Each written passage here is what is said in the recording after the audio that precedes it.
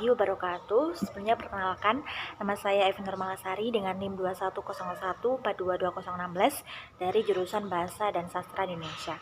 Nah, pada kesempatan kali ini kita akan mendiskusikan tentang motivasi pembelajaran konvensional dan digital. Kayak kita tuh lebih suka pembelajaran konvensional maupun digital nih gitu. Nah, seperti yang kita ketahui dan pelajari kemarin ya teman-teman, bahwa motivasi ini bisa datang apabila kita suka dengan mata kuliahnya.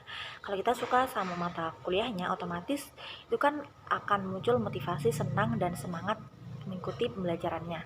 Nah, sama halnya dengan metode pembelajaran.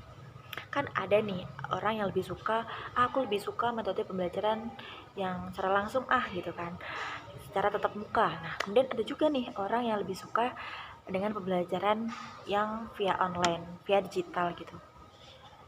Tapi menurut saya, baik itu pembelajaran tatap muka atau pembelajaran online itu pastinya mempunyai kelebihan dan juga kekurangan masing-masing. Nah, kita bisa lihat nih kelebihan dan juga kekurangan dari metode pembelajaran keduanya. Nah, pertama kita masuk ke kelebihan pembelajaran konvensional atau tatap muka. Nah, yang pertama itu kita bisa interaksi sosial secara langsung.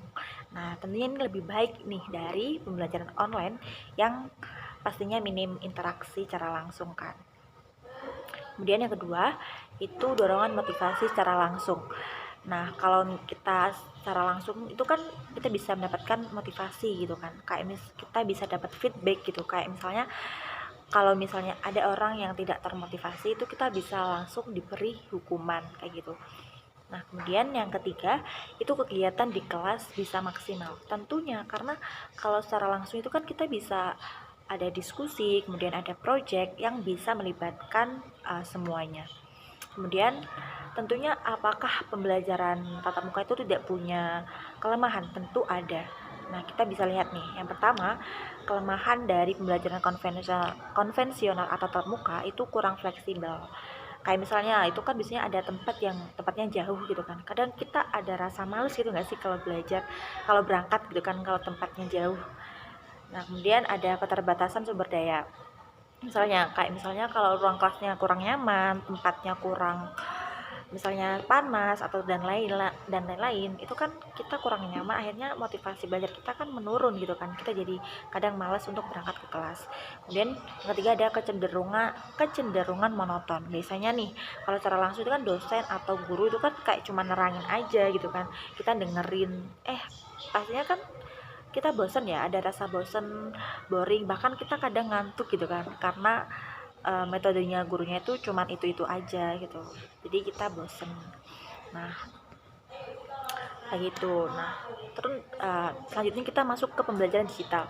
Nah, pembelajaran digital tuh ada kelebihannya juga ya teman-teman. Kayak misalnya kenapa orang-orang suka pada milih pembelajaran digital, karena biasanya itu fleksibel gitu kan, dari segi tempat, waktu itu kan cuma di Zoom ya, kayak kita bisa di rumah sambil rebahan, kita sambil nyambi. Yang lain itu kan kita bisa untuk mengikuti pembelajaran via Zoom. Nah, kemudian yang kedua, akses materinya itu lebih mudah. Kemudian yang ketiga itu teknologinya, kita bisa mencari kayak animasi, bahan materinya itu bisa lebih beragam yang tidak membosankan. Nah, tentu pembelajaran digital juga punya kelemahan. Itu kayak misalnya interaksinya tidak bisa secara langsung. Kayak apabila kalau misalnya kita pembelajaran online gitu kan, biasanya kan kita Zoom, ada orang yang nggak on cam itu kan kayak kita serasa kayak belajar sendiri gitu kan, nggak ada yang nonton, itu kan nggak enak gitu. Kemudian yang kedua ada, jika mahasiswa tidak punya kemandirian yang tinggi itu akan kacau.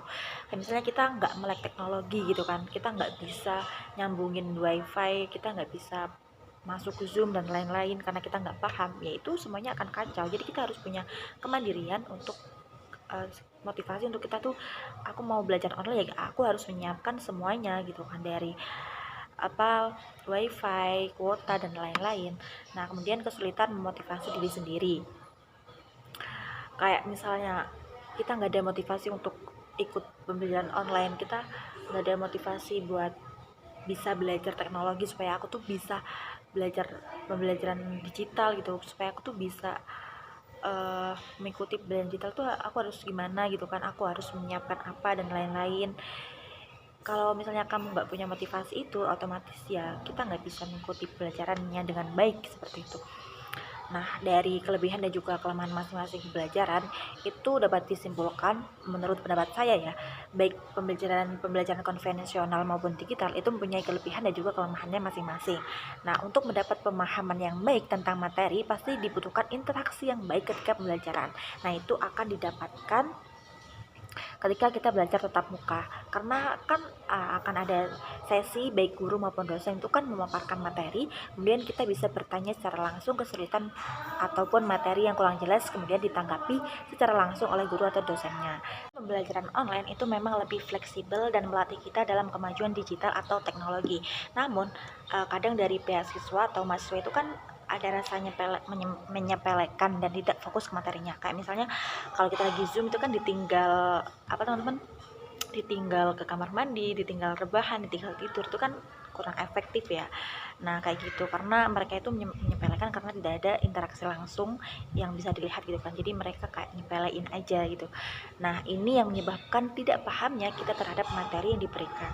Nah ini merupakan salah satu kelemahan pembelajaran digital itu sendiri. Kemudian kalau pembelajaran digital itu kan tentunya kita membutuhkan internet. Tidak banyak mahasiswa itu kan kadang ya ada yang terkendala sinyal dan lain-lain sehingga pembelajarannya kurang efektif.